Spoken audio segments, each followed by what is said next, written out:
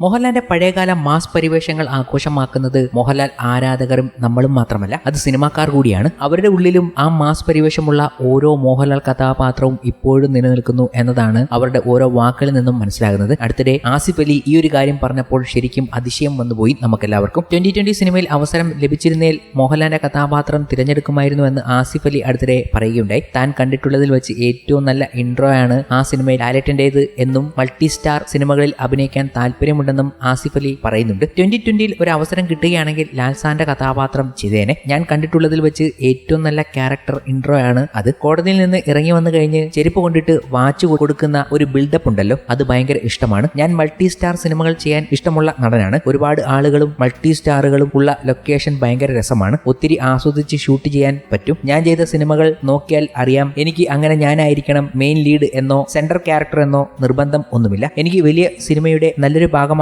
എന്നത് മാത്രമേ ഉള്ളൂ. ആസിഫ് അലി പറയുന്ന വാക്കുകൾ ഇങ്ങനെ. ആസിഫ് അലിയുടെ ഈ വാക്കുകൾ കേൾക്കുമ്പോൾ ഏതോ ഒരു സൂപ്പർ സ്റ്റാറിന്റെ കൂട്ടത്തിൽ ആസിഫ് അലി എത്താൻ പോകുന്നു എന്നൊരു ടോക്കല്ലേ ഇതെന്നാണ് പ്രേക്ഷകർ അനുമാനിക്കുന്നത്. ഇനി മോഹൻലാലിന്റെയോ മമ്മൂട്ടിയുടെയോ ഒക്കെ കൂട്ടത്തിൽ ആസിഫ് അലി ഒരു ഗംഭീര റോൾ എത്തിയാൽ അത് ഗംഭീരമായിരിക്കും. ആസിഫ് അലിക്ക് അങ്ങനെ ഒന്ന് സാധിക്കട്ടെ എന്ന് പ്രേക്ഷകർ പറയുന്നുണ്ട്. അതേസമയം ആസിഫ് അലി നായകനെ എത്തുന്ന ആഭ്യന്തര കുറ്റവാളി റിലീസിന് തയ്യാറെടുക്കുകയാണ്. കിഷ്കിന്ധാകാന്ഡം, രേഖാചിത്രം, സർക്കിട്ട് എന്നീ സൂപ്പർ ഹിറ്റ് സിനിമകൾക്ക് ശേഷം ആസിഫ് അലി നായകനായി എത്തുന്ന ചിത്രം കൂടിയാണ് ആഭ്യന്തര കുറ്റവാളി. റിയലിസ്റ്റിക് കോമഡി ഫാമിലി എന്റർടൈനർ ജോണറിൽ ഒരുങ്ങുന്ന സിനിമ തിരക്കഥ എഴുതി സംവിധാനം ചെയ്യുന്നത് സേതുനാഥ് പത്മകുമാർ ആണ്. ജൂൺ 6 ആഭ്യന്തര കുറ്റവാളി തിയേറ്ററിലേക്ക് എത്തുക. എന്തായാലും മോഹൻലാലിന്റെ മാസ് കഥാപാത്രങ്ങൾ ആഘോഷമാക്കുന്ന ഓരോ സിനിമക്കാരും ആരാധകരും മോഹൻലാലിന്റെ അങ്ങനെ ഒരു പഴയ മാസ് എന്റർടൈനിങ് കഥാപാത്രത്തെ കാണാൻ ഒരുങ്ങിക്കഴിഞ്ഞു. മോഹൻലാൽ അൻവർ റഷീദ് ടീമിന്റെ സൂപ്പർ ഹിറ്റ് ചിത്രം ഛോട്ടാ മുംബൈ പുത്തൻ സാങ്കേതിക വിദ്യയുടെ അകമ്പടിയോടെ റീ റിലീസിന് ഒരുങ്ങുകയാണ്. ജൂൺ 6 ചിത്രം ബിഗ് സ്ക്രീനിലേക്ക് തിരിച്ചെത്തുന്നത്. വമ്പൻ ആഘോഷങ്ങളാണ് സിനിമയുടെ റീ റിലീസുമായി ബന്ധപ്പെട്ട് ആരാധകർ പ്ലാൻ ചെയ്യുന്നത്. സിനിമ ആരാധകർ പ്രതീക്ഷിച്ച പോലെ തിയേറ്റർ അനുഭവം സമ്മാനിക്കുമെന്ന് അറിയിച്ചിരിക്കുകയാണ് മോഹൻലാലും. ഒരു വീഡിയോയിലൂടെയാണ് മോഹൻലാൽ പ്രതികരിച്ചിരിക്കുന്നത്.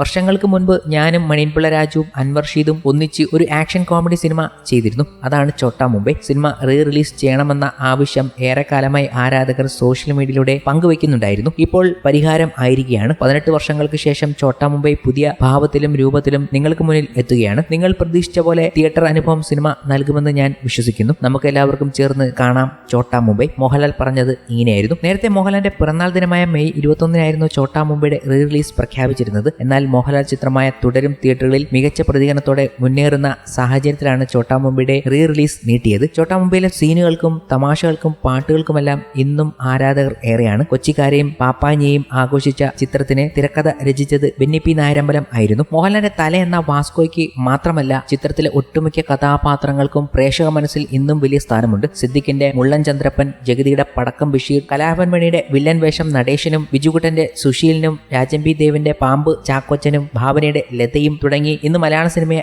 ആഘോഷിക്കപ്പെടുന്ന കഥാപാത്രങ്ങളുടെ നിര വലുതാണ്. സമീപകാലത്ത് റീ റിലീസ് ചെയ്ത മോഹൻലാൽ ചിത്രങ്ങളെല്ലാം ഗംഭീര പ്രതികരണമാണ് പ്രേക്ഷകരിൽ നിന്നും നേടിയത്. സ്ഫടികം, മണിച്ചിത്രത്താഴ്, ദേവദൂതൻ എന്നീ ചിത്രങ്ങൾ കോടിക്കിലുക്കുമായാണ് തിയേറ്ററുകൾ വിട്ടത്. ഛോട്ടാ മുംബൈയും റെക്കോർഡ് കാഴ്ചക്കാരെ നേടുമെന്നാണ് ആരാധക പ്രതീക്ഷ.